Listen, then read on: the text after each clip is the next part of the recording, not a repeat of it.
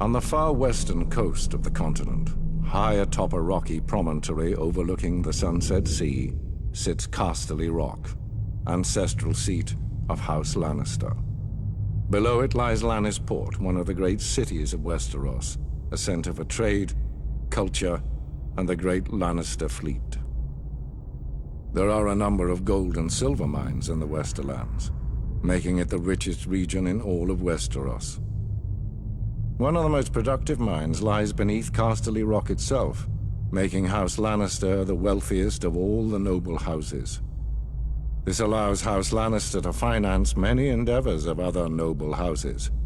Even the king himself has sought credit from Casterly Rock from time to time.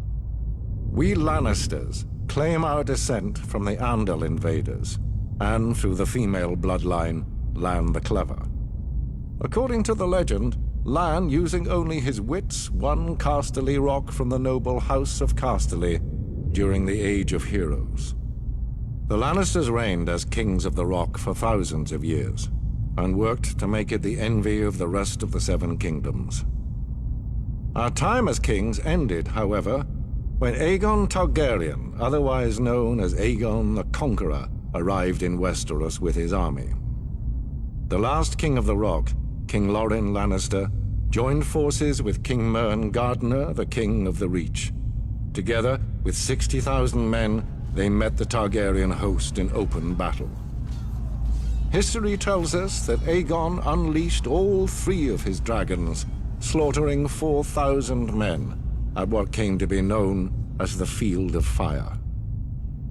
King Mern himself was burned alive that day, and House Gardener turned to ash with him. Seeing both the threat and opportunity the Targaryens represented, Loren wisely surrendered and aided Aegon in his further conquest of Westeros.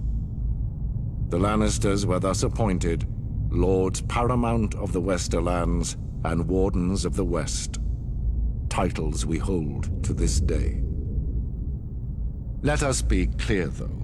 It is neither luck nor royal favor that makes our house prosperous. There have been times in our history where some have thought us weak, lazy, or opulent. My father, Titus Lannister, nearly bankrupted our house with his poor investments, and allowed himself to be mocked openly at court.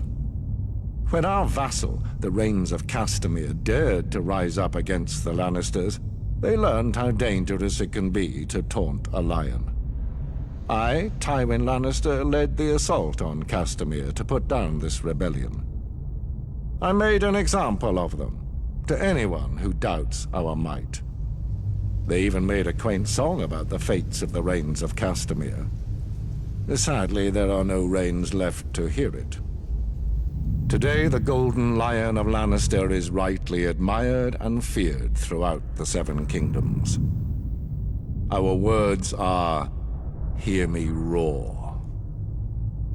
But there are other words that should be remembered when crossing a lion of Casterly Rock. A Lannister always pays his debts.